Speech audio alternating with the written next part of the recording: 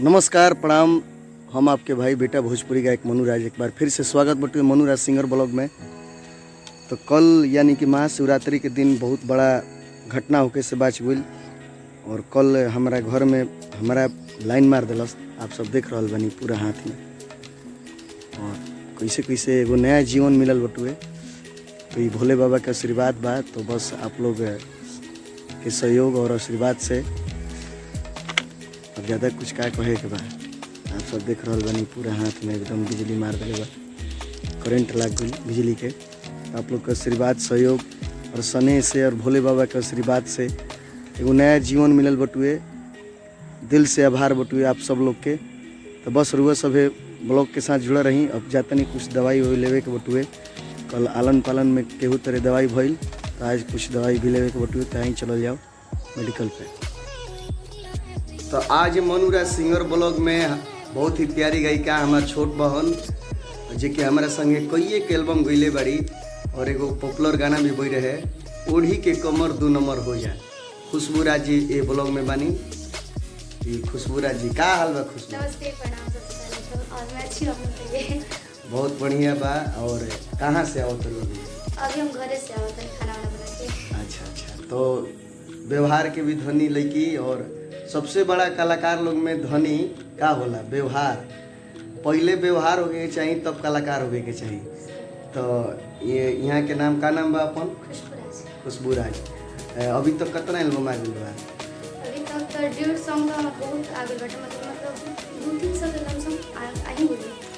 200-300 के लमसम। एगो यूट्यूब चैनल भी बा खुशबू राज इंटरटेनमेंट। खुशबू राज इंटरटेनमेंट चैनल बा बॉबी के। तो आप लोग से निवेदन बा कि इहों के चैनल जाके लाइक कमेंट सब्सक्राइब करी, शेयर करी और नया नया चैनल बटुए। और मनु राज सिंगर ब्लॉग भी बा, इहो के सब्सक्राइब और शेयर करत रहे।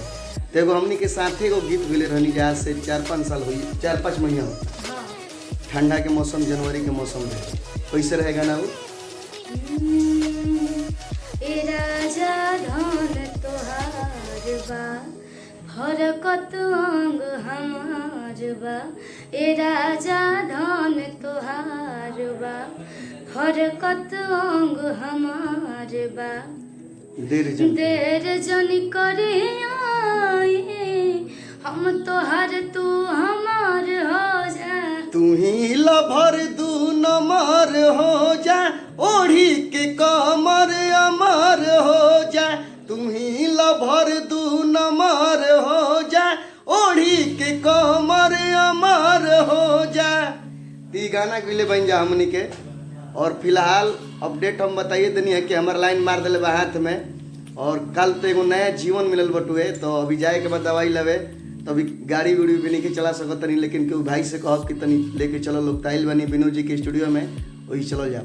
अभी कोई गाने के रिकॉर्डिंग में अभी 2-3 सॉन्ग के रिकॉर्डिंग हो जा। चली। तो बॉबी के खुशबू राज जी के रुआ सबे लाइक कमेंट सब्सक्राइब करत रही और आगे बढ़ावत रही। चैनल भी बटुए और मनु राज सिंगर ब्लॉग में यही तरह रुआ सबे जुड़े रही। शाम के समय हो चुकल बा, आप सब देख रहा बनी। और हमार तो घर रेलवे लाइन के दोनों तरफ बा, बीच में बा। तो आप सब देख रहा बनी कि दोनों घड़ी पास कर तुरंत दो पास।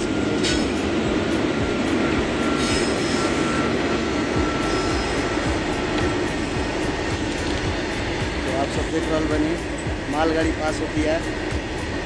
और भोजपुर के बनी तो भोजपुरिये बोले में ज़्यादा आनंद आवेला। तो आप सब देख रहा बनी गाड़ी पास हो रहा बटुए। चली ब्लॉग के साथ जुड़ा रही। शाम के समय अभी 4 बज रहा बा। आशीर्वाद देते रहे। तो चलो जाओ कुछ घूमे उमे। और शाम के समय में घूमे के चाहिए कुछ बाजार उजार में भी। ये हमारे छोट भाई आ रहा इनकर भी एगो ब्लॉग बटुए। का ब्लॉग के नाम है? Fun adventure blogs.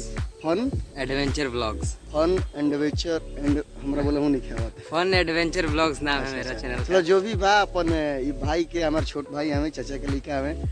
तो इहों के ब्लॉग के रुआ सब जाके लाइक कमेंट सब्सक्राइब और ज़्यादा से ज़्यादा शेयर करी। और हो सके तो डिस्क्रिप्शन में तार यूट्यूब चैनल के लिंक हम डाल दें। और ये भाई के सपोर्ट कर के बटुए। अभी कहाँ है था? अभी जा रहे हैं हम लोग ट्यूशन पढ़ने के लिए। अच्छा, किताब देखी थे कितने में? कॉपी है मेरा। अच्छा, खाली कॉपी लेके आइल बड़े देख ले। तो चलिए अच्छा बटुए, पढ़ा बहुत आगे बढ़ा। ठीक बजा ये भैया लाइक कीजिए और चैनल को सब्सक्राइब कीजिए ज़्यादा से ज़्यादा।